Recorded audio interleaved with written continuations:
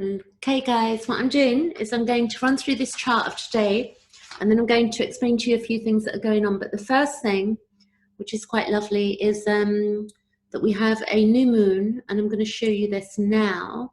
Let me show you. This is the moon calendar I'm bringing up now, okay? This is AstroSeek. It's a brilliant site, and you can bring up your own birth chart. Look, see there, birth natal chart. Have your time of birth, and then you'll be able to discover more about yourself. It's a brilliant tool to help you evolve and evolve your consciousness. It's not that the planets are doing anything to us, but it shows us the basis of our feeling place, maybe where we're at and where we're heading to, and a lot more. But I'm going to show you the moon chart first of all. I'm going to click on here. So what we've got, we don't want that. We want the moon chart, and it's here. What's going on? Right, okay. Here with me. So here you've got the moon calendar. So can you see there you've got the 1st of April, 2nd, 8th. On the 8th we had a full moon in Libra, and now we've got a new moon, which you can see here, April the 23rd, and this is UK time there. The 2:25 is UK time. The actual time, if you're in the USA and you're in New York, for example, then the new moon is going to be at 22:25 EDT, and in the UK it's actually going to be at 3:25 AM on the 23rd.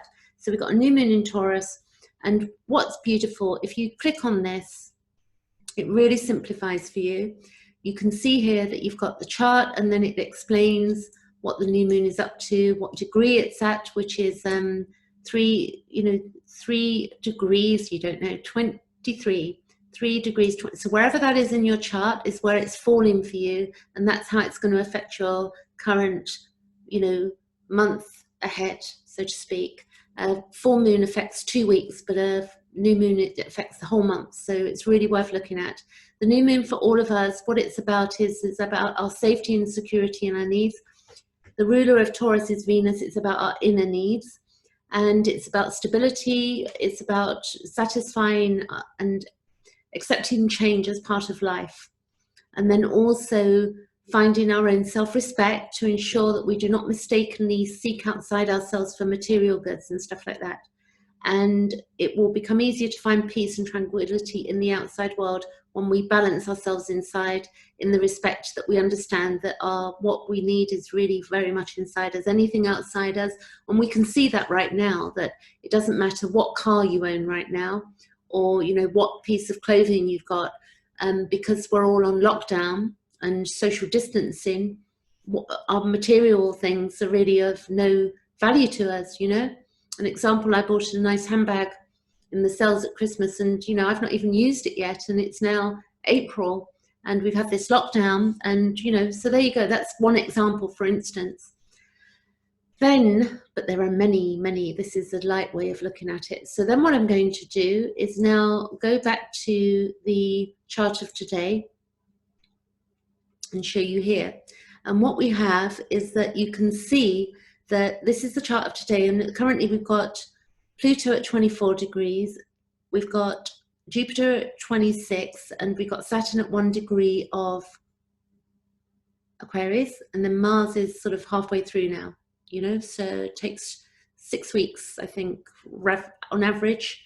It takes 2 years to move around the chart Mars. So we can see we've got all of these squares going on, and squares are tension, and tension's not a bad thing, because when we have tension, we actually begin to move. It's like if we want to get fit, then, we can be thinking that we have this tension that we've got to work out and that we've got to sort something out, or we want something in our lives, we want to achieve something. So tension is not all bad. What we also have is that we have a trine going on there, and then we've got another square, and we've got some conjuncts going on. So if you scroll down, what you can see is that the sun is conjunct the moon, because we're just going into a new moon. And when a new moon happens, we have a conjunction. When a full moon happens, it's an opposition. Then we have the sun squared Jupiter. The sun is squaring Saturn, sun conjunct Uranus. So if we look down and we can see the square, square, square, we've literally got one trine going on here. So, it really is a bit of a week, and then a couple of sextiles with the node, the north node, which is this life path, is sextile the sun, and the North Node is sextile the Moon. So it's not all bad, but it's a lot of work. And then we've got Lilith conjunct Chiron. Lilith is the wild woman in all of us, you know, the archetype of what's wild in us. Lilith was to do with the story of Adam and Eve, and Eve would not lay below, sorry, Lilith would refuse to follow, you know, the advice and wouldn't accept what Adam, and so Adam was given Eve. There's different stories, but that's one of the stories that we know of. So then if we look at this, we've got the sun is in Taurus and the moon is in Taurus, and we can begin to build a pattern, and it depends how much astrology you know. So you might be watching this and never have listened to an astrology video before, and it's just going to throw you. But I do read charts, and I'm literally been doing $20 at the moment for whilst we're on lockdown till the end of May. I'm going to hold that, but I'm normally $70 an hour. So if you don't know astrology and you want to know more, I'm here to help. But going more into what's going on, we're going to have planets go retrograde. So we're going to have Pluto, that's going to go retrograde on the 25th of April, which is literally, you know, 24 hours away. And then we have Saturn on the 11th, Saturn here, which is at 1 degree of Aquarius, is going to go retrograde on the 11th of May.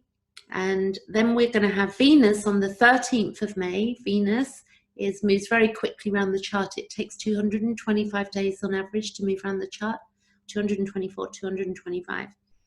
And then every 18 months it goes retrograde, if I'm correct, if I've got my memory right there.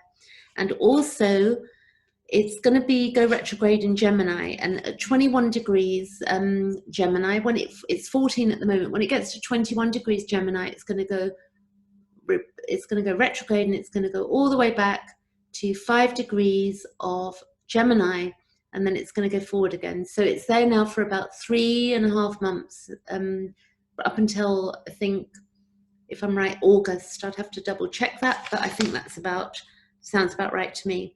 So Venus retrograde will go retrograde at 21 degrees, and we're going to have to look at the house it's in for us. So for me, it's going to be happening in my 7th house of relationships, and you know, the way I work with people and one-to-one relationships. If it happens into your 1st house or your 3rd house, it's going to mean something different for you depending on the house it's in. The house is defined by your time of birth, and the time of birth will give you your rising sign. So for instance, I'm a Scorpio rising with a Gemini sun and a Gemini moon, and we're all different. We're all like snowflakes. So, and the rising sign changes every couple of hours. So Venus retrograde, and this is a bit from evolutionary astrology more than anything, that evolutionary astrology, Venus retrograde it's intimately, especially it's about the inner side of Venus, and it's the way we reconnect to ourselves through extension of spirit. It's quite deep. It is a time where our soul is getting in touch with what holds the most meaning and value. So when Venus is retrograde, we're going in inwardly, and then we're looking out inwardly, but we're looking around us and we're beginning to figure out what holds most meaning and value. So we can see how important that is at this time.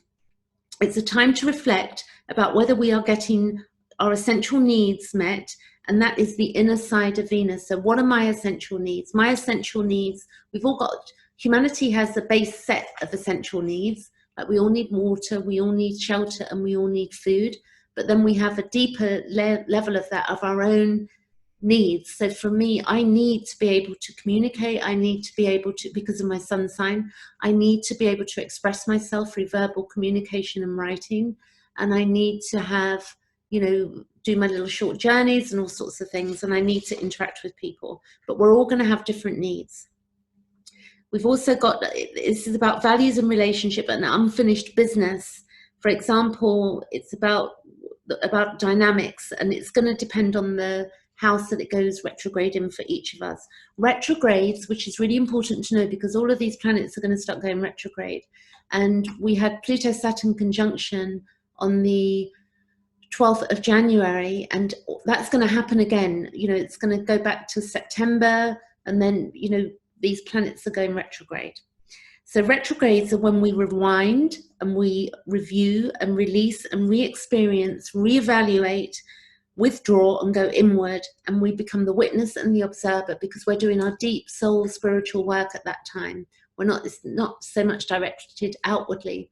The interesting thing is for those of us that are born with retrograde planets, it affects us slightly differently. It's like we'll feel more at home in the world when that happens.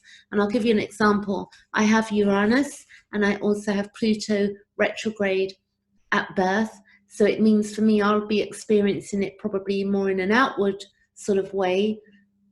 But we've got to look at the whole chart.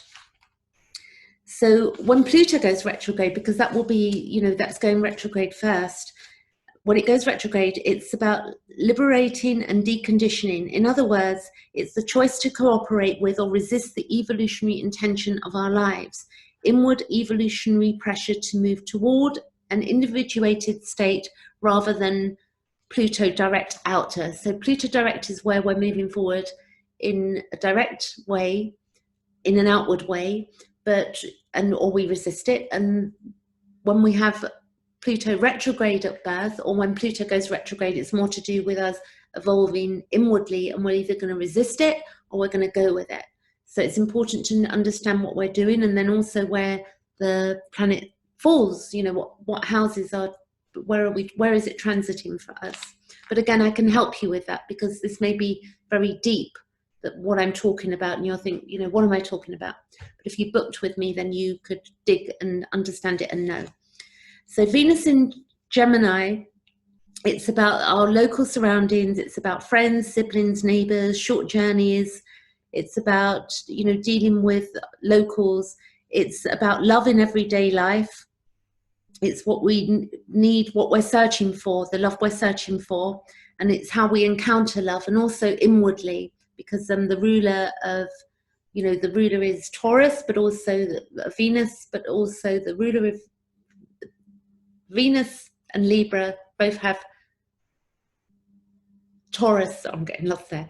Venus rules Libra and it also rules Taurus. So therefore, it works in two different ways. With Libra, it's more outward, and with Taurus, it's inner. Okay, I hope that makes sense to you. So when this happens for us, we're going to be looking at, with Gemini retrograde, we're going to be looking at communication. It's going to be speech, letters, internet, beauty, art, short walks, and we're all having to do that at the moment. If we want any exercise, that's what we're having to do. It's about seeing, what's essential to us as well, and being flexible. We'd also want to look at the aspects, which would be very important. And what else have I got for you?